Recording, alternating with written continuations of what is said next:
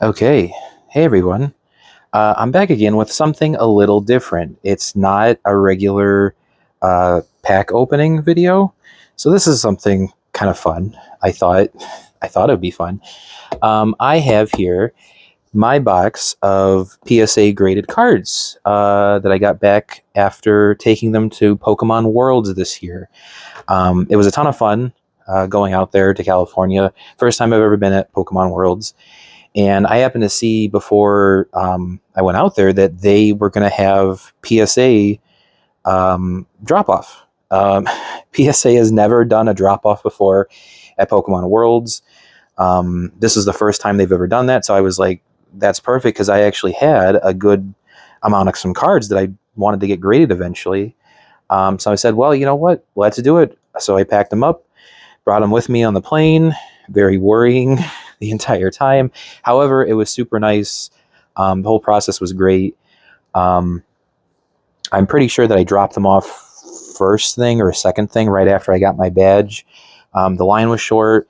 The people working there were super nice. I got a really cool exclusive PSA magazine with shiny Gyarados on it. They did everything right there in front of me, packed it up, and I wasn't expecting them to come actually so quickly. So I've had these actually for about a week now, I think. And I was kind of surprised how quick they came because originally they told me end of November, I think, or the beginning of November. And they actually had said online that I wouldn't be getting them back till like the beginning of December. And I'm like, oh, great. That was quite a ways off.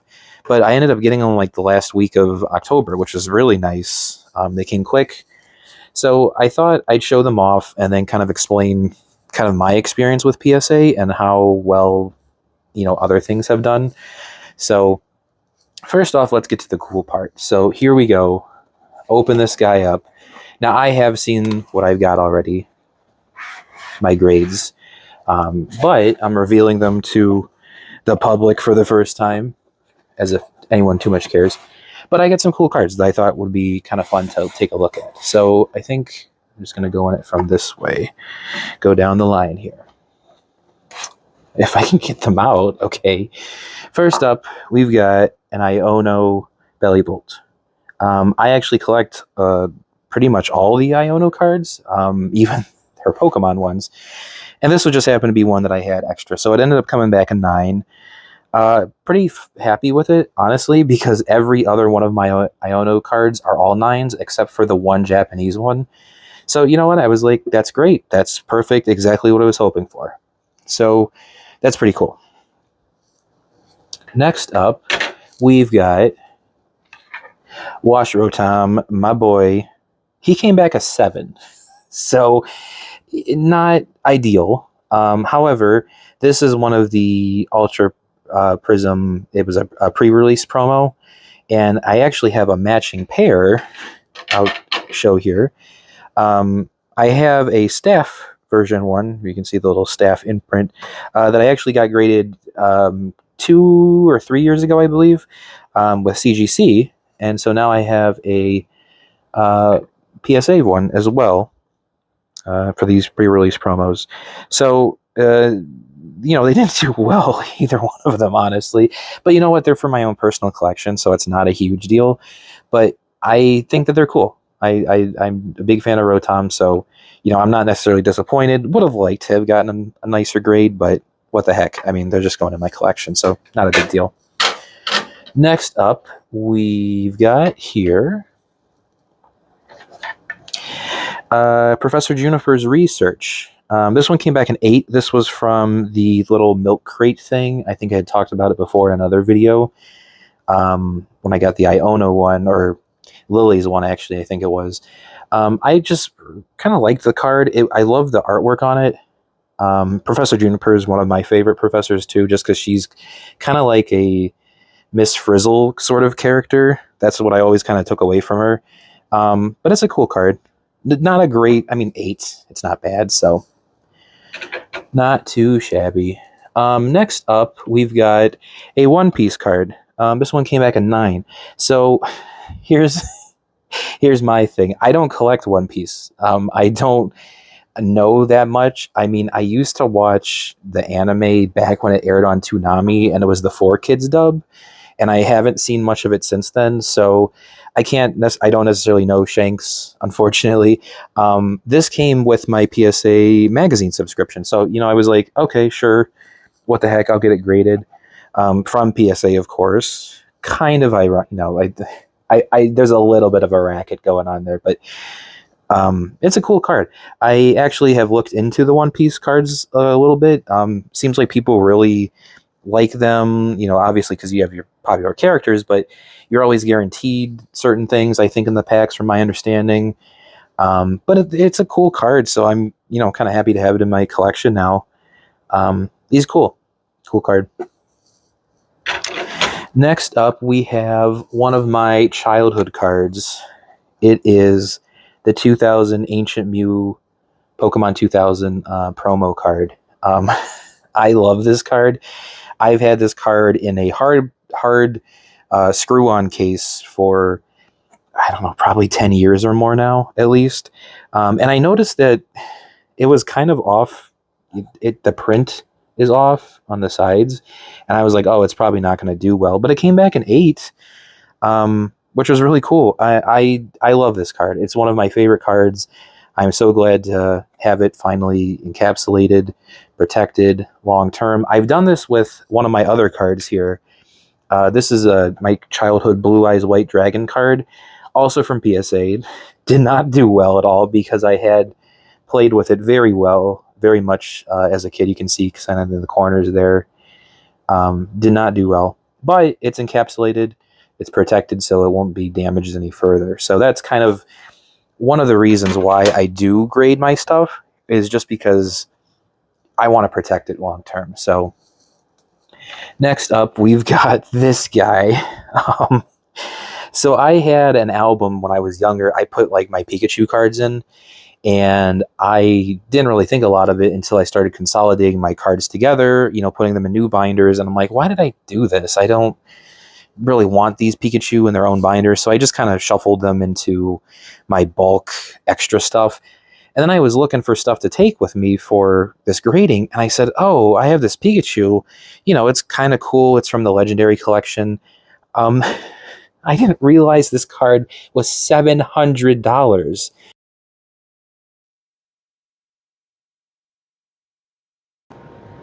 Okay, so this is annoying. Very, very, very annoying. I recorded the rest of my video, so you're gonna see there's like a cut here. I recorded the rest of the video, which was another 24 minutes long.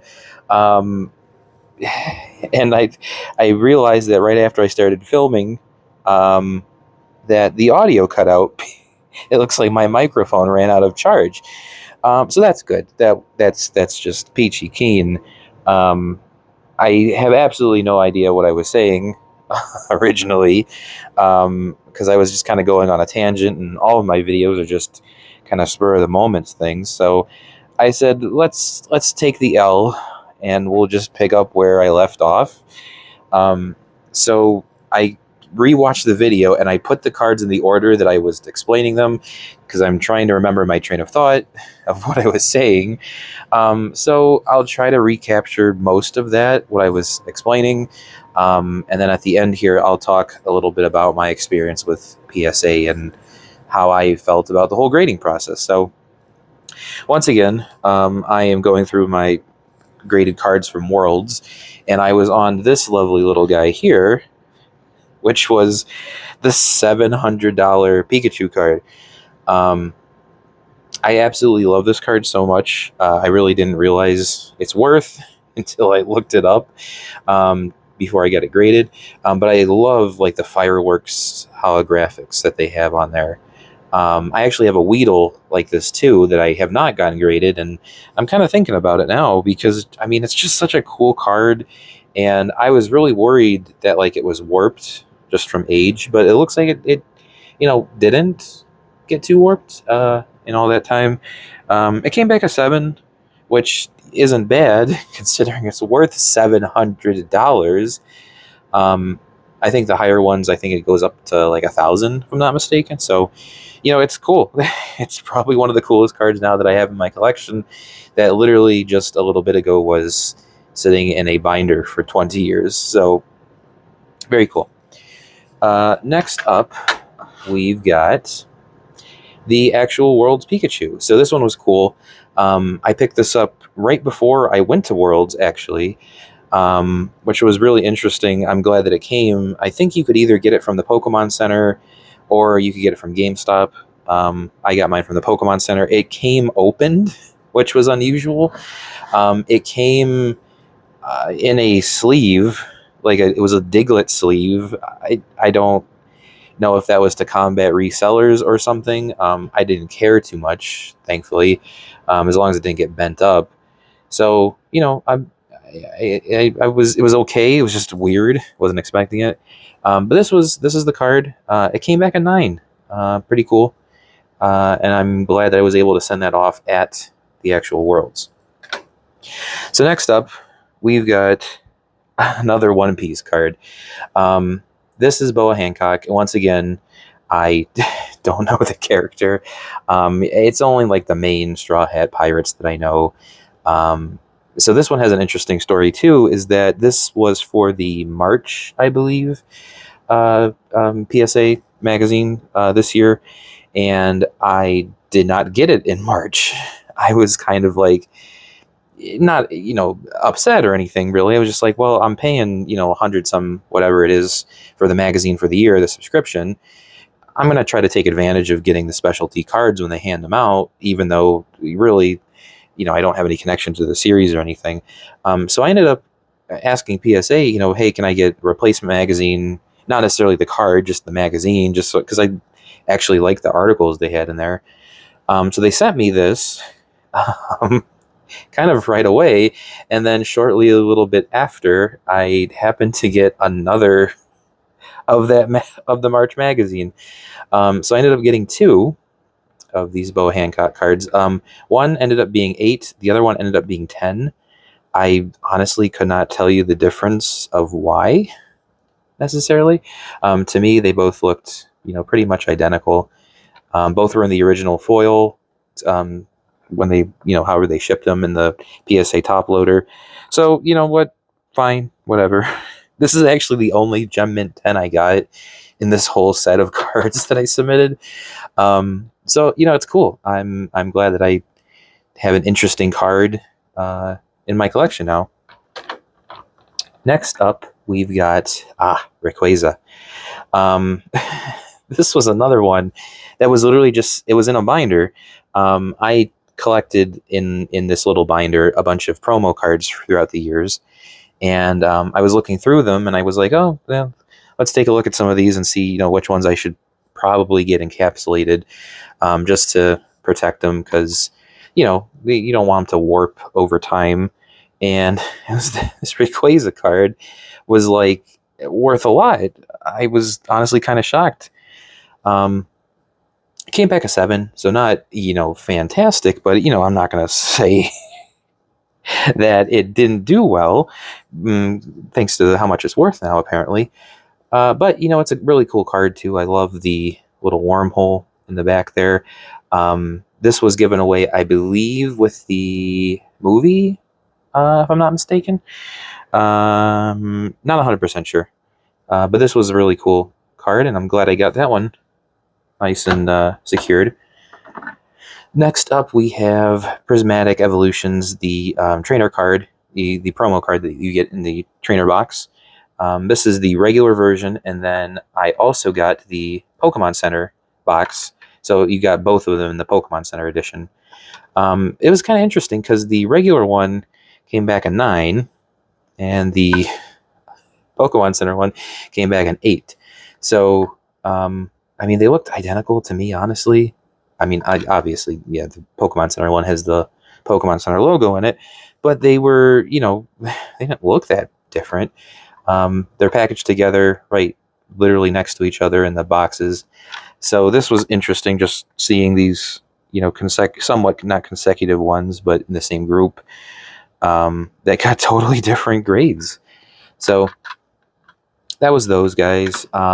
Ironically, the Enzorua from Journey Together did the same thing, where the regular version got a 9 and the Pokemon Center one got an 8. Still nothing to scoff at with both of them. I mean, they're, they did well, but I was just kind of like, it was kind of weird, but whatever. It happens, I suppose. Here is a base set Blastoise. This was literally an extra card that I found in my bulk tub, the little tub thing that I had. I don't know why it was in there by itself. I know I have one in my regular collection, my regular base set binder, so I don't know why I had another one in there. But you know what? I was like, let's get it graded. What the heck? It came back a 7.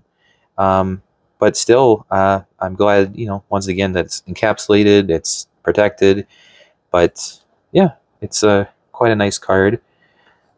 This one's kind of fun because it reminds me of my one that my parents actually got me. Let me set this guy here, which is this one, CD Promo Blastoise, back in the 90s. So that was a cool one too. So now I've got 2 graded Blastoises. There we go. Okay, next up we've got the Pikachu illustration rare from Surging Sparks. This was cool because I honestly was not expecting to ever pull this card. I knew that it went crazy when it came out, and it just so happens that I randomly opened a pack of, I don't know, probably the Check Lane blisters or something, and I pulled this card, and it was literally the one video that I didn't record. So of course that's when I pull, the pretty expensive Pikachu card. So I ended up getting this one graded. It came back a 9. Not bad. Glad that I have it in my collection because I know that people love this card, and I love it too. It's a pretty cute Pikachu, so I can kind of see the appeal of it. Next up, we've got Arceus. This one came with a figure collection in the US, and I believe this one came with the Legends Arceus pre-order in Japan. I was almost tempted to pre-order the game in Japan just to get it, and then I think we found out that we were going to get it in the US, so I said, well, we'll just wait. And thankfully at the time, it wasn't impossible to buy Pokemon cards, so I got it pretty easily. I love this card because of let's see if I can get them on there again. The Sunbeams, if you can see them coming down there. It's just a really nice card to look at. I just really, really like it. And hey, it came back a 9, so not going to complain at all. Next, we've got Breakdancing Genesect. This one came back an 8. I was actually kind of shocked because it looked like there was a little bit of some damage on the back. I bought this card online just because it was a funny card, and I was looking for another card to send in, and I was like, well, let's do Genesect. This one's from Fusion Strike, full art.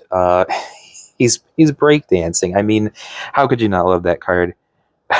It's just so funny. Yet another cool one for my collection. Then we've got a Ninetales. This is from base set. Nothing really special about it. It was just, again, literally another card sitting in a tub in a box that I pulled out, and I said, well, what the heck? Let's get this guy graded too.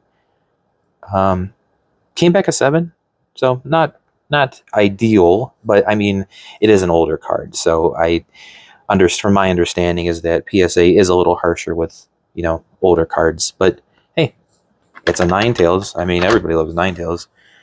And then lastly is my base set 2 Holo Charizard.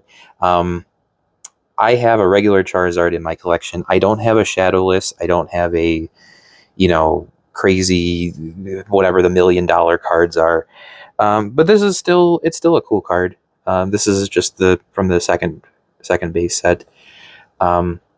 This one came back a 7, and ironically, the only other graded Charizard card that I have is this Blaine's Charizard that I got graded previously.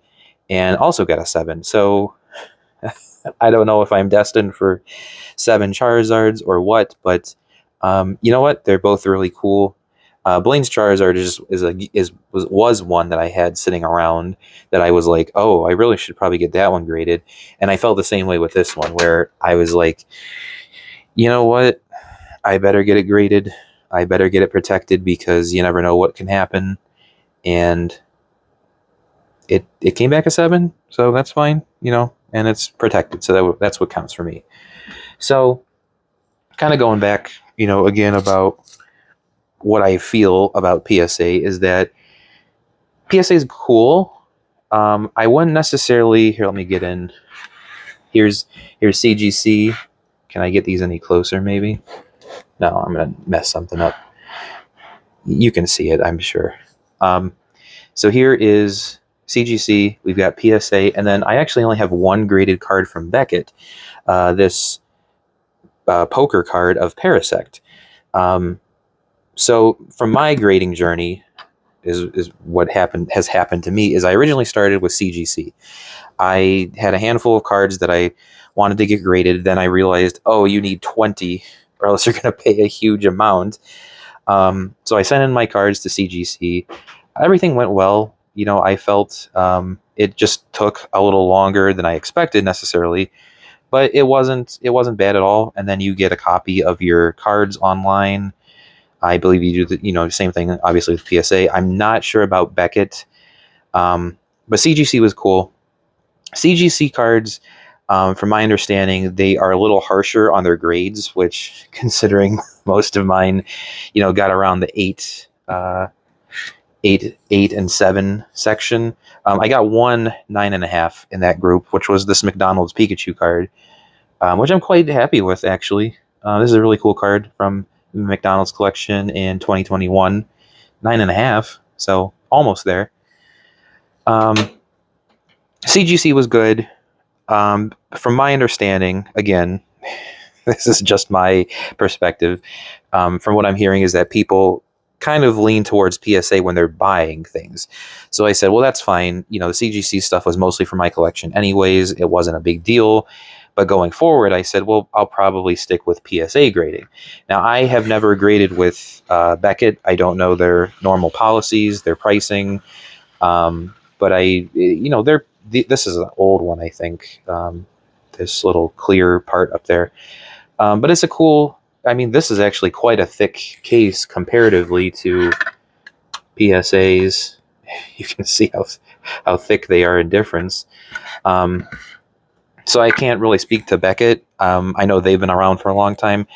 PSA stuff, I graded my first ones, I believe, in the fall of last year, if I remember right. And that was with part of this set. Again, 20 that I sent in. I did the bulk. And that was a pretty fine process. Didn't really have any problems there. It takes the standard, I don't know, like 6 months, I think, for all that to get done.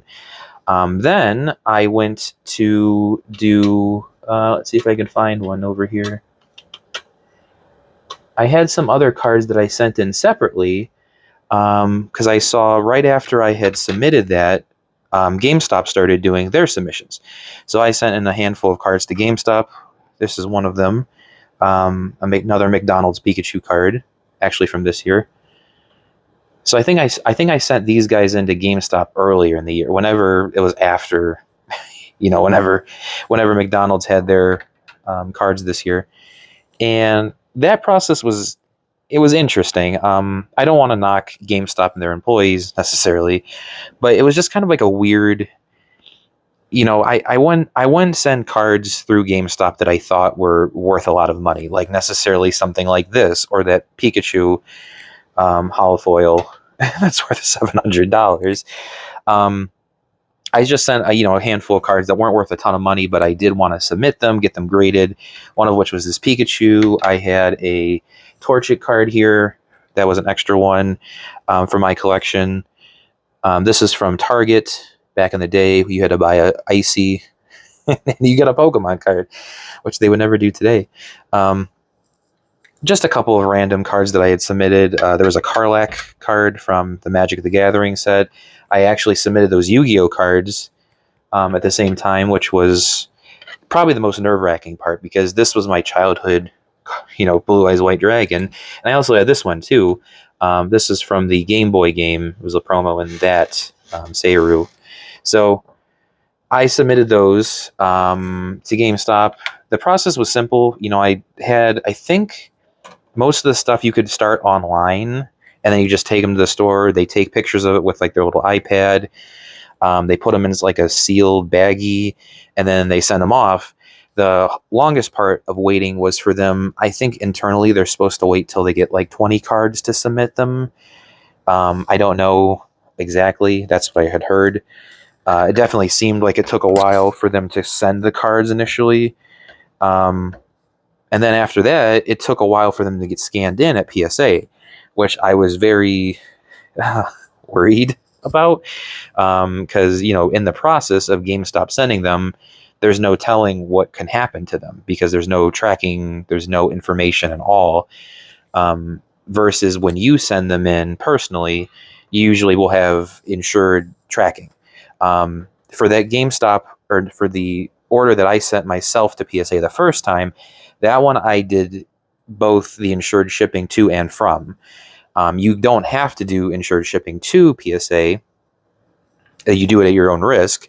However, you do save about $40 doing so, which, was kind of a big deal to me. So for the first submission, I did, just send them in through PSA's own, tracking label and stuff. GameStop stuff, once it came back, it took them about like another week or two, and I think I actually had to end up calling to see if they were ready or if they had any information, because it does update on GameStop's site, but it wasn't super helpful.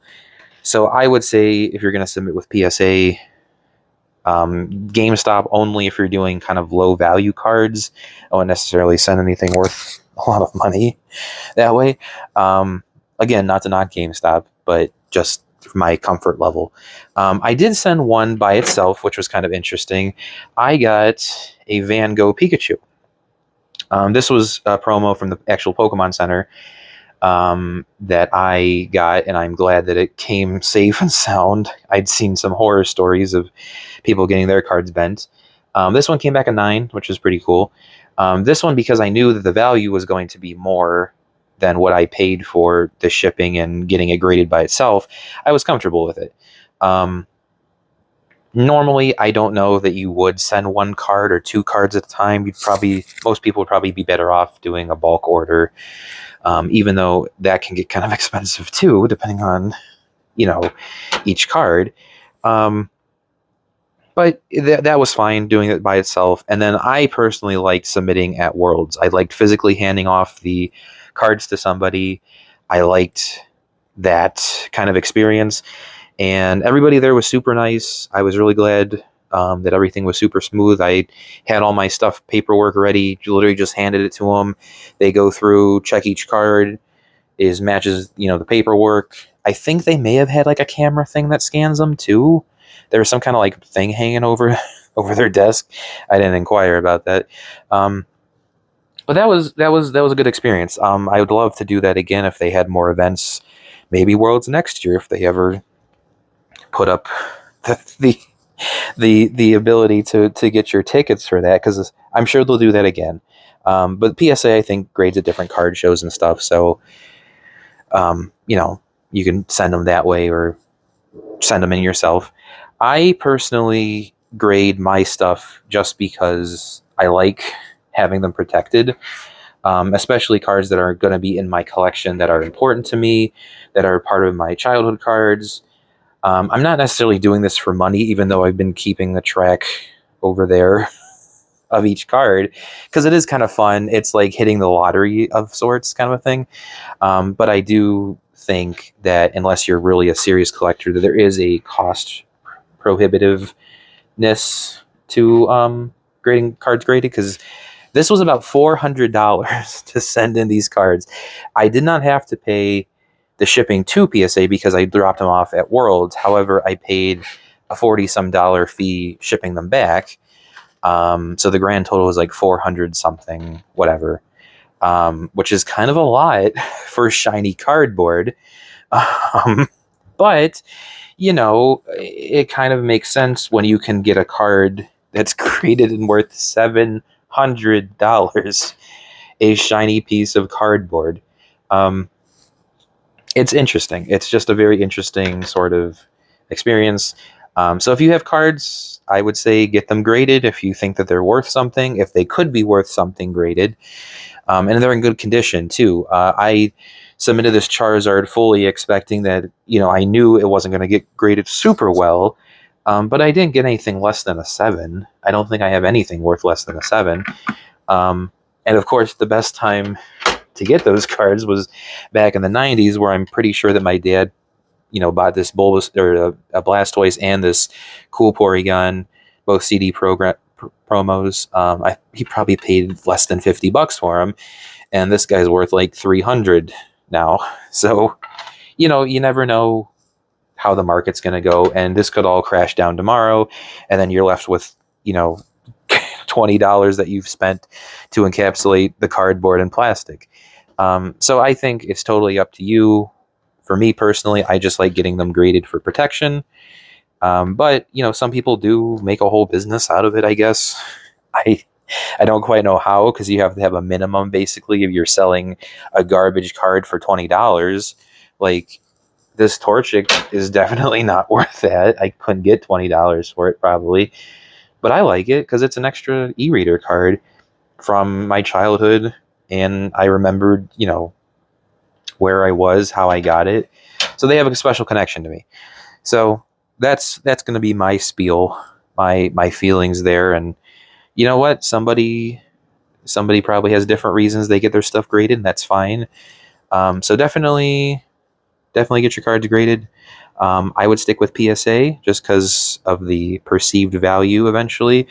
I'd be weary of, new and up and coming grading groups until they're really proven, until the market kind of accepts them. But in the meantime, you can't go wrong with PSA. So that's my story, and I'm sticking to it.